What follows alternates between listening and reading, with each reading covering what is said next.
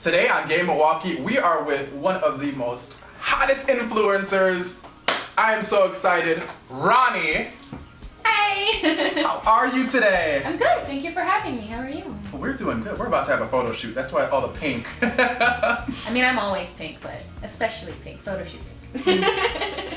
Before we get into this, I am going to thank you, especially on camera, for all that you've done for people of color and the LGBT community. You are like breaking walls like Deadpool. You as well, though. That's totally why it's, so cool to be here, is, being able to vibe on that similar level of, yeah. All about it. All about it. But I'm so serious. Like, everywhere I go, I feel like you make ripples and make a difference, and I just gotta make sure everybody watching knows that. Appreciate that. With that being said, let's jump right on into it. Non-binary. What is it? Because I feel like people still don't know what it is. Break it down. So, I feel like gender identity, among many things, like sexuality and ability and lots of other things, they function in a spectrum, and sometimes it's not so black and white. The gray area is much wider and much more vast than sometimes we give it credit to. And sometimes, non-binary is, at least in the terms of, gender and in some sense sexuality as well, is saying either one of two things. Either I don't feel like any of the options that are, you're giving me when you get your Scantron and you're like, I don't know, D, all of the above. Yeah. Something.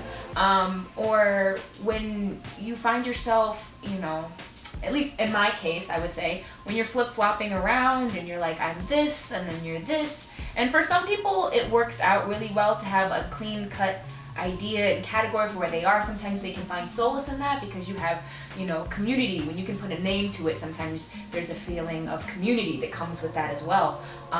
But when it's more black and white, people can recognize it, but sometimes it's a lot more fluid. Yeah, and some people, really do find comfort in being able to say, this is exactly what I am, and that's super cool. But for other people who, jump around a lot, sometimes it becomes tiring. It becomes a hassle to explain and re-explain and try to make sure you're actually being understood when you're trying to express those things. And at the end of the day, it just becomes easier to say,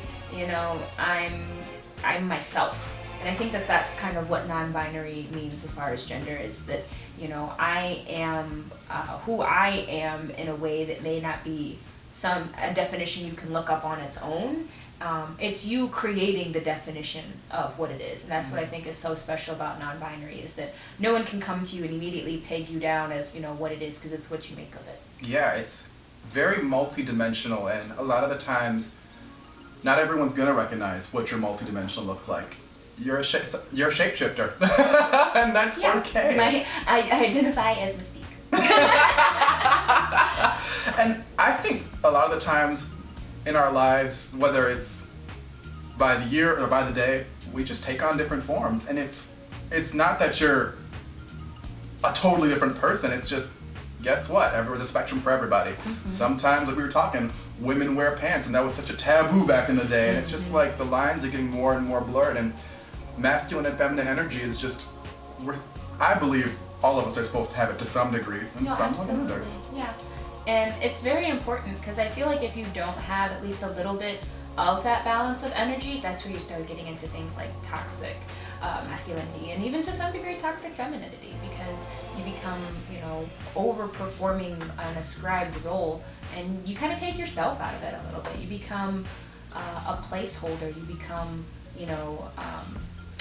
a trademark, so to speak. You become an example, and you take the humanity out of it. And I think that, having those balances of energies is something that helps you become also very empathetic to people of every background, Yeah. On this topic, we have to talk about, now that we know what non-binary is, how does it apply into sexuality? Because I know even for gay people, not just straight people, it can be a bit confusing. Like, if you don't have a fixed, male or female you apply to, what does that make you? What does that entail? And that could be, even for gay people, like I think, or queer people, they're like, explain. Well, yeah, absolutely. And I think there is sometimes a lot of confusion in that non-binary 110% relates to factors into sexuality, and sometimes they're completely separate. Sometimes they're not, and that's okay as well.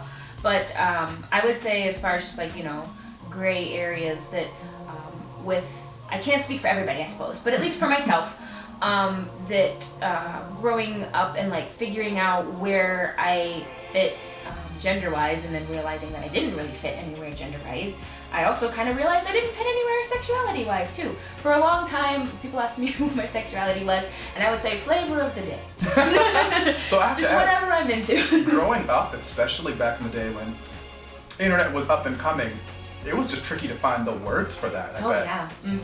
And you'd be surprised to learn how much of the terminology that we use regarding, you know, gender and sex, that have very much definitely been, you know, I would say maybe the seeds started in academic research and empirical studies, but a lot of the words, like for example, intersectional feminism was a term that was started by a women's studies scholar, but she coined it on Twitter the first time she used it. So a lot of the media that we use and consume is also helping us create, the building blocks, the foundations for, you know, exploring gender and sexuality as well. So it's very mediated now. So it's totally normal not to know sometimes. And it's totally normal, exactly. That's why we come up with the words, and that's what's so cool about language being arbitrary, because, you know, if someone ever says, you know, the way you identify sexuality or, you know,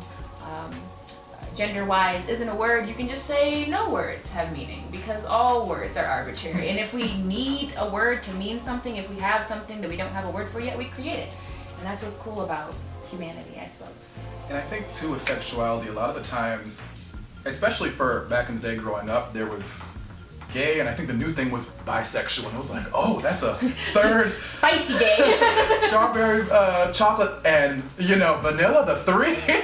I mean, now we're in a day and age where we're like still, like as we said, being exposed to these new words, and I think a lot of people out there, it's okay to not know and just say like, well, I can articulate what I'm feeling, but heaven knows if there's a word for it. Yeah. I think I looked at one of the, for Pride, there's like all the different flags, and I was like, oh my God, I did not realize how many sexualities there were. And they're still coming out. We're not even done with them yet. They're still figuring it out, you know?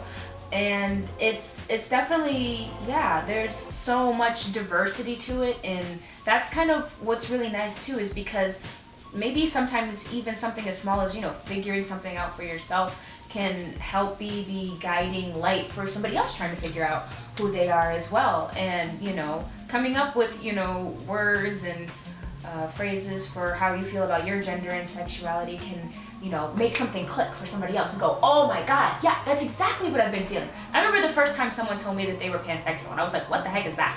And then they told me what it was, and I was like, oh, that's it, that's it, that's it, that's it. And so, yeah, that aha moment is really important for a lot of people. That is so true, because I remember the first guy I had a crush on, and it's not like he was extremely my type, but the fact that he was out and gay, I was like, oh my God, that's just so attractive. And I think it is that beacon idea you're talking about, that it's just like, you know, it's contagious. Absolutely. Yeah, so we have to go into this next topic, because this one hits close to home for me too, but we're both biracial. Black and white. Or as we call it, we're the Vieri. We're the zebras of the world. Growing up, especially because we all know, especially in Milwaukee, the black community isn't as caught up on LGBT and queer topics as it is the white community. It is what it is. But growing up biracial and queer, tell me about it. Yeah, so there's definitely a bit of a strain, as you said, like in the black community, just kind of not only understanding things about queerness, sexuality, and gender, but also just accepting it sometimes as well. So as I was kind of talking to you about a little earlier, that you guys didn't hear about my coming out so much with my mother was sort of me, you know, choosing to tell her, and my mother is where I get the white half of me, and my father where I get the black half of me, was more so dragged out. And there Love your word choice, dragged out of the closet. Right, I was definitely pulled kicking and screaming. So there's definitely a climate, a little bit of, there's a lot of hostility there. And I'm not sure if it just, stems from already being a target. And I think sometimes, I don't know if it's a conscious or subconscious thing, that the Black community tries to avert from any other deviations that would make themselves any more of a target than they already are. And I'm not sure, if my father completely, disapproved of my lifestyle because he thought that it was, wrong and disgusting, which I feel like less of, or more so that he really started to fear that the target that I was already going to have on my back, being Black and feminine, was going to expand now to hold queer. That I was going to be even more oppressed than I already was, and it was strange and new to him, and it was scary because, he knew how to protect me from racism, but he had no idea how to protect me from queer phobia because he didn't really understand what queer phobia was. And it's scary and it's new, and I think we really, just as a community, have to make sure that we realize that this isn't something that's going to go away. These are who people are. It's only going to, expand as it becomes more socialized and it becomes more normalized to experiment and figure out who you are. And I definitely have seen a reflection in it. I think that we are slowly getting there. Pick up the pace a few minutes, a little light jog instead of just walking there, but it'll happen. And I resonate with you a lot because my dad, he is Caucasian, and his big thing was it goes against the Bible. My mom, she was like, it's a little, and she's Black. She's like, being too gay is gonna cause more problems. And she's like, I'm cool with gay people, but you're too gay. And it's it can be difficult to navigate around those type of energies because it's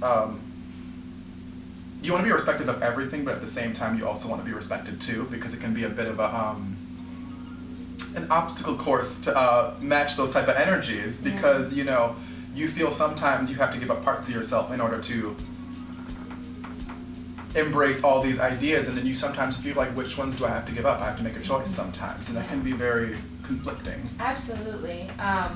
And you don't ever really want to sacrifice parts of who you are, but then you also take a step back and realize how many parts of yourself are your parents, and trying to find the balance between, respecting and honoring your parents' wishes of who they wanted you to be, but then also realizing that, you are not the amalgamation of their expectations. You are your own person with your own destiny, and they can help, set up the cards, but how they fall is gonna be solely on you, I think every queer person comes to that type of point where they have to think about that topic. There's a liberation with finally coming to the realization that you can be yourself, and if anyone else isn't on board, then that's, their train to ride, but that you owe it to yourself to be genuinely yourself.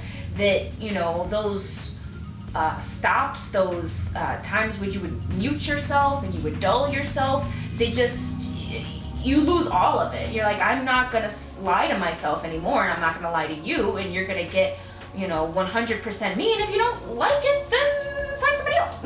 Maybe I'm not for you. And we were talking earlier, it's not necessarily that you don't care what people think, it's that you love and appreciate yourself more. Mm-hmm. And I think that's that part where once you start accepting things, so I know every queer person's just like, it doesn't come as naturally for everybody. It's like, okay, this is it, But once you start connecting those dots, you're like, this is really what I want to do, what I'm about. And that goes for anything in life. Once you really are accepting you're really about something, other things kind of get a little bit more background noise. And especially if it's an energy, and I will say this too, it's not about just the energy you put out there, it's also the energy around you that you have to take care of too. I really had to learn for myself was, keeping people around me that, were goal-oriented, that, wanted to see me succeed, and who wanted to grow with me, that cared not just about It Ronnie the brand, but cared about, Farron the person.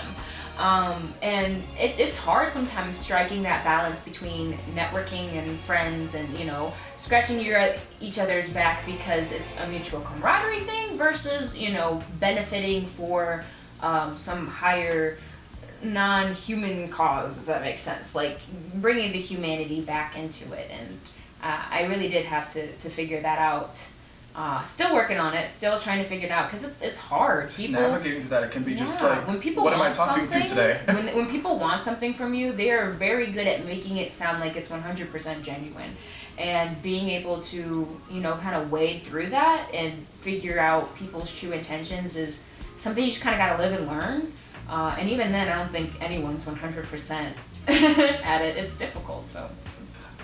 I have to agree with you on this. I think that sometimes, and even in the gay community as well, you don't exactly know what you're talking to sometimes. Sometimes there's people that really genuinely do resonate with you, and there's some people, like you said, it's just networking.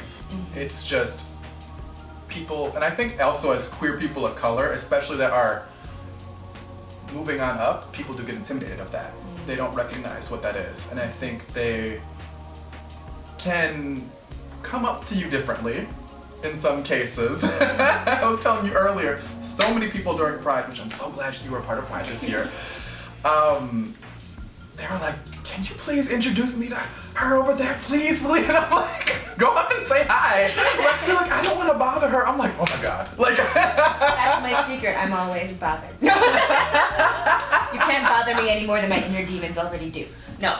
But, yeah, it's really strange to me, still kind of jarring that people are intimidated by me. Like I was telling you earlier, I was a nerd.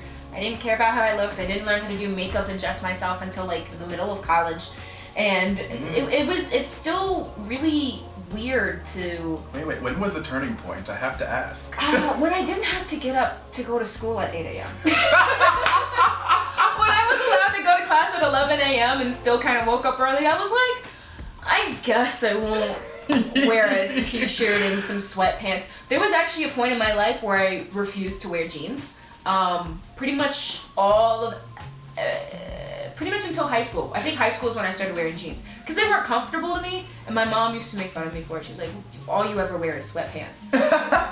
So I was a bum most of my life. I dressed like one. But, so it was really strange, like, coming into a spot where I became someone to look up to. And you have scary. this. I'm telling you, so many people. I don't want to be a role model. I'm not a good one. Just pull a Rihanna. If I'm your role model, that's fine, but no, I'm not making all the best decisions. Take it or leave it. Right, I'm an example, and then whether I'm a good or a bad example is sort of going up to your jurisdiction. So you can learn from me if I'm making mistakes, I guess. I have to ask too, on that same note. For me, I think growing up as biracial, I just call myself black because at the end of the day, I wake up as a black person. It's not that we're not half black. I get that one. Half white in the day, black at night. It's just, we're black. But anyways, being black and queer, and I think as a man too, because I think men have a different time dealing with feminine energies, especially if you're queer, and also as a person of color, those three things, I found it very difficult to really embrace and take, the reins into my sexuality. It was very like, okay, I had to take some time to really accept and figure that out. I think a lot of the times I would mute myself and tone it down because I was very intimidated and scared to what would happen if I did. Like, did you ever have that moment where you had to kind of, and we're, the change, the turning point? Absolutely. I would say more than many things that I fear, even still to this day, I fear being too much. It's so scary to, kind of have somebody say, like, you're a great person, but you're too much for me. Because there's nothing you can do about that. And it kind of makes you feel like there's something wrong with you, but there's not. And there's just going to be some people that can't handle you and your energy, and that has nothing to do with you. It has a lot to do, with where they are. And you made this post that I was like, oh, the other day. What did I say? It was like, no matter how good and genuine in yourself you are, someone won't be able to meet and know you any more than they know themselves. Absolutely. And that was, I was poetic snapping all over the place because that really resonated with me. That is, I sometimes find myself holding myself responsible for the way people react to me, which is wrong. If I'm doing nothing but, being true to myself and, being respectful and loving to people around me, if somebody thinks that, me having a gay old time is offensive to them, then There's a lot of stereotypes already as being, you know, the loud black woman in the room. And that definitely, I'm sure you can relate, is, you know, being the loud queer guy. And there's a lot of stereotypes the that angry just black kind person. of, just kind of immediately, you know, fall on you for that. And you kind of become like a self-fulfilling prophecy in a sense. But that's not a bad thing. I made a post one time that was just kind of like, you know, I feel like the loudness perceived of like black joy is really just an attempt to drown out every voice among us that, you know, says that we're not worthy. And that's why we're loud, because we have a lot of demons we're trying to drown out with that. We laugh extra loud and we fall all over the place and everything is dramatic, because that energy is only a tiny bit of reconciling for all of the hurt and pain that we're also trying to overcome and like repress at the same time. Well, I think on top of that, I like what you talked about before, because I think there is this strange line between people telling you you're not worthy and you actually believing it. And I think people don't even know there's a line sometimes. And I think whether you're queer, whether you're a person of color, there's this weird, you get so many things placed upon you, whether, and it's so subtle, it can go over so many people's heads, whether if it's a straight person or, example, a white person. There's so many things that are out there that can go over people's heads. And it's not that they're bad people. It's just how they know. How could they know? You know, unless someone sat them down and said, hey, this person kind of did a dog whistled remark. Like, for example, you're very articulate. It's like, as opposed to what? Like, you know? I totally, and like you said earlier, you're pretty for a black girl. Or, you know, I'm blacker than you because I've heard the new Jay-Z album, and it's, the true term for it is a microaggression. And they're so small, and people are so... Sometimes they don't know they're doing it too. Yeah, they're socialized to think that it's okay. And as you were saying, unless you sit down and have these conversations, it can be hard for them to realize it. But you then also have to figure out where that line is, where, you know, are you sacrificing your own mental health by constantly explaining and rehashing, you know, your repression and your experience. And I guess if you guys watching get one thing out of my interview, is if you have the gift or honor of having somebody who is from an oppressed group sit down and explain something to you about their experience, if you ask questions and they respond in a way that is, you know, informative and, you know, nice and respectful, don't argue with them.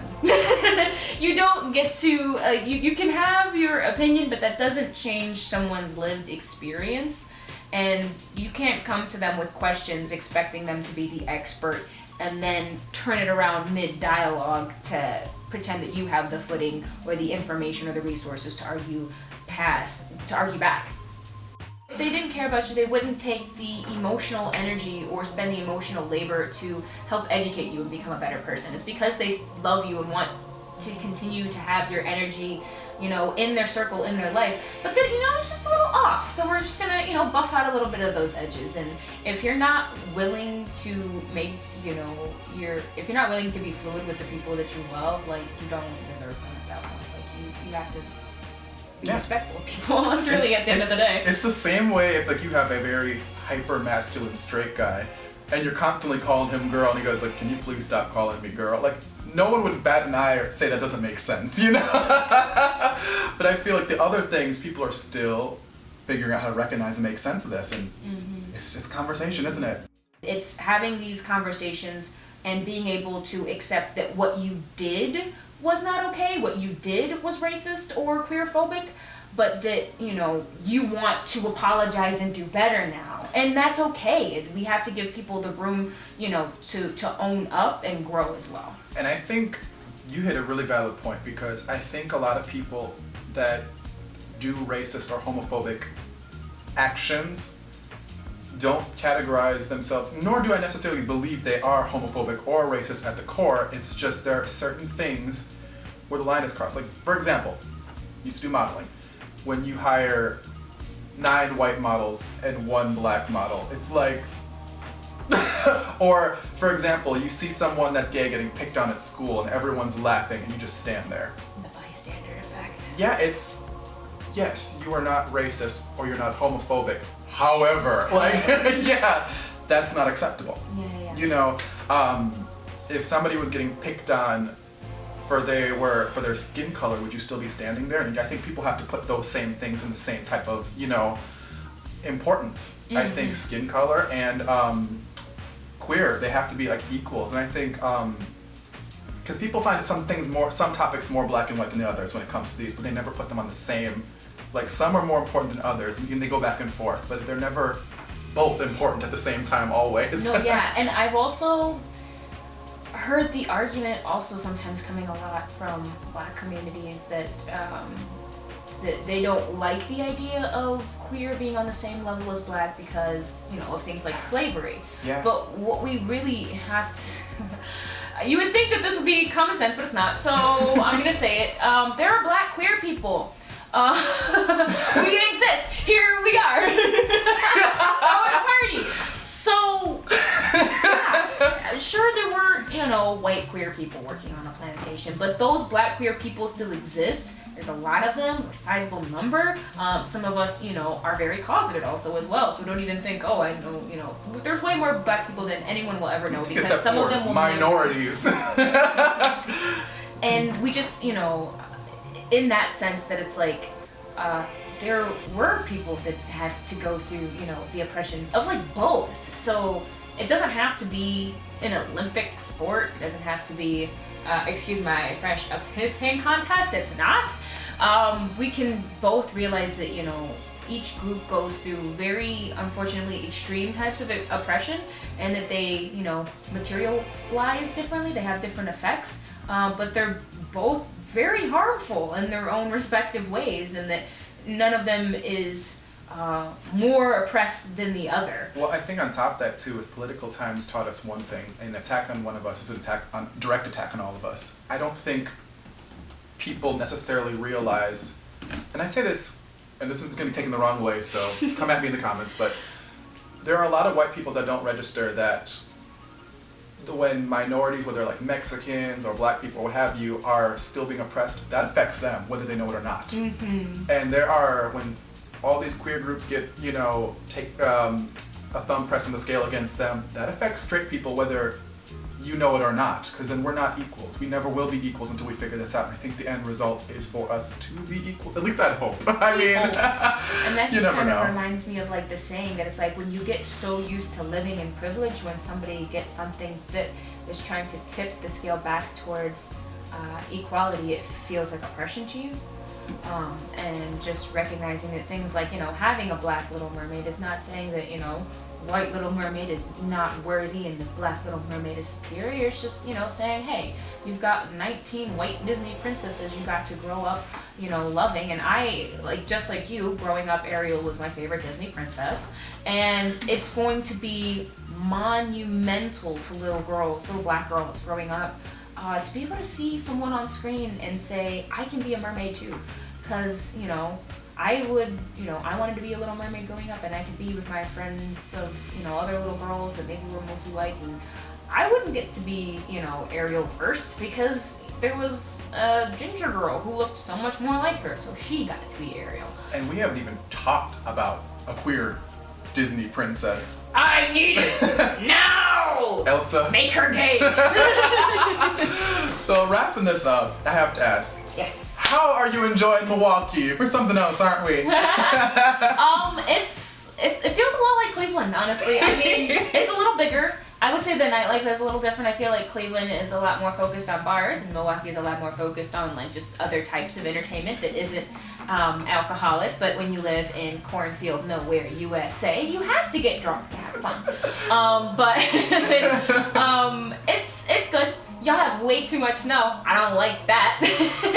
I don't know if you can tell by my skin tone, but the sun loves me, and the snow, not so much. Not my friend. But I do love the people here. I love being close to you.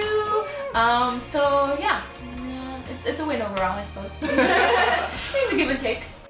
It's just a dream come true to have this conversation with you. Thank you. I'm happy to be here. And to anyone else who feels intimidated to talk to me, just talk to me. I'm a nerd, and I might get scared and not make eye contact with you because I do that sometimes. But I promise you, I am super excited to talk to you as well. So say hi. All right. That's us at Game Milwaukee, and we're signing out.